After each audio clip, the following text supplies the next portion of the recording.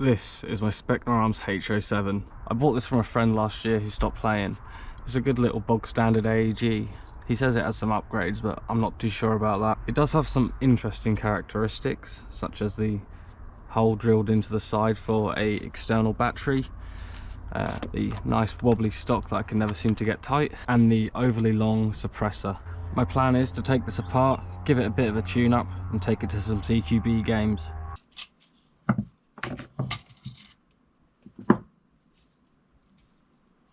Looks like some sort of aftermarket spring.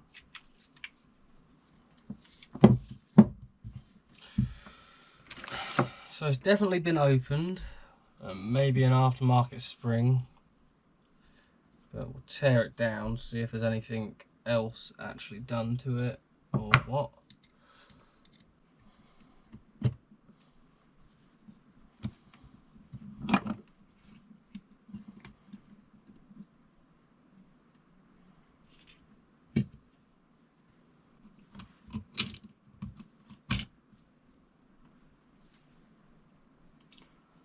So that has stripped teeth. This is a plastic rack with only one steel tooth or one metal tooth, and that has stripped. What's that? 1, 2, 3, 4, 5, 6, 7, 8. It's just stripped 8 teeth. So that is not ideal. That might be why I'm losing some FPS. Right, so here's what we're putting in. We've got the T238 MOSFET, the cheap one off AliExpress, that's only £20, and then we've got the FPS high-speed piston and the FPS nylon vented piston head, and then we've also got our hair trigger here, which will work with the MOSFET because it has a mechanical button to press, so these should all work together. I got these because the FPS was low and it's being really inconsistent, but I believe it might just be down to maybe the strip piston getting low inconsistent FPS. I believe it's just something to do with that. But like I say, this is a full metal tooth piston, 14 teeth I think it is. So we'll see how we get on with that. There we go, that is the MOSFET installed into the gearbox. You can see here, this is our trigger. So hopefully the hair trigger should be able to reach up there and just tap that. That's the idea. I say hair trigger, it's a speed adjustable trigger. But we'll get the rest of the gearbox together first, and then we'll see what's what. There we go, there's the gearbox ready to go. So we'll put this all back together.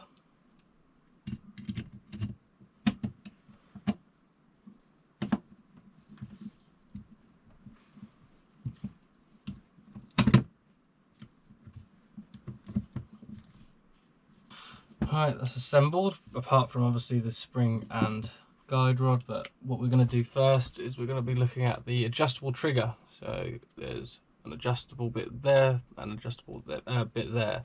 So if you can listen.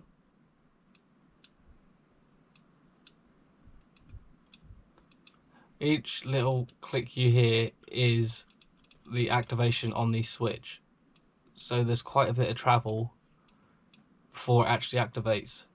So these little stops essentially extend the trigger outwards and inwards, etc., whatever it needs to do, and in that case we can get a trigger that is just on the point all the time. So I'm going to mess around with this quickly, and then we'll crack on with getting the spring in and putting it all back together. I don't know what spring came out of this. I really don't know, to be honest. So what I'll put in is a SA-H07 spring, just because I definitely know this will be within FPS limits for any CQB site. Not that it's going to add a load of FPS or anything. Like I said, this isn't a long range build, this is mainly just for CQB. Now for a quick test, we've got a 7.4 volt. I'll probably be running an 11.1 just for a higher trigger response, but this will do just for now, just for testing.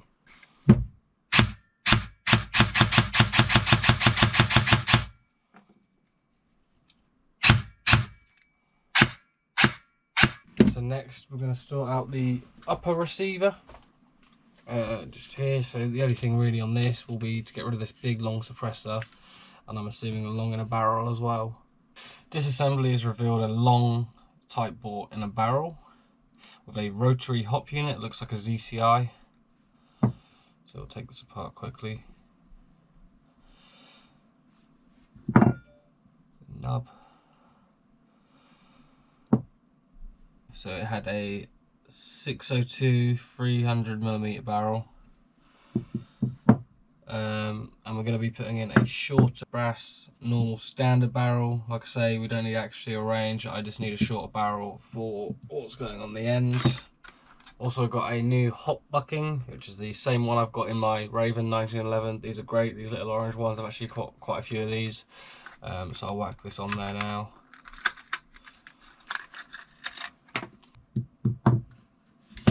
Now we'll just install the new barrel and bucking into the gun.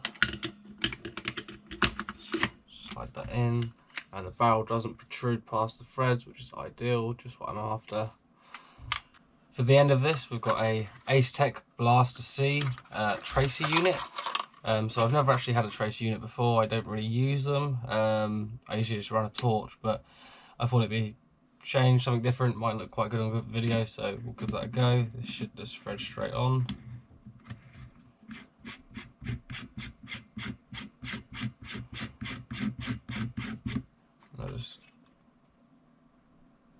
Hopefully that's enough for the sensors to actually pick it up still. We'll have to see. Right, we'll also add on our TLR one here. I say that it's just a TLR one clone, but this is really good, really bright. It's 1000 lumens, and it's also got the strobe function. So we'll get that bolted on as well. There we go. Right, now we'll put it all back together, upper and lower.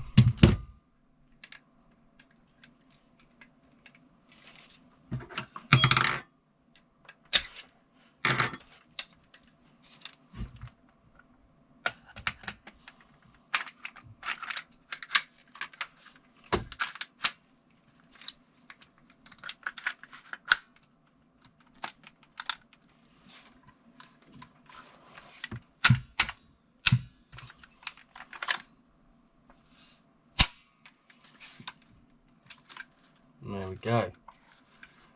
Looking a lot better now. Hopefully should run a lot better in CQB. So smaller, compact. Got the torch, got the tracer unit. I think we should go give it a test. Okay, so I'm here outside, although you probably can't see that. I mean, there we go. Torch just to brighten it up a little bit. But we're going to give this tracer a few goes.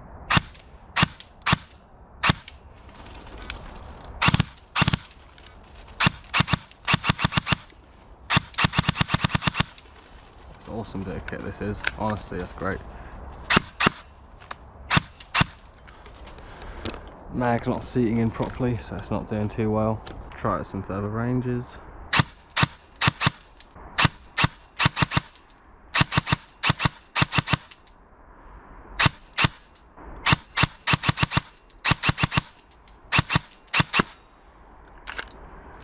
Safe to say it works, that's an awesome bit of kit. There it is, my Specna SA-H07. Be sure to like and subscribe to not miss out on the next video of this gun being used in some indoor CQB action.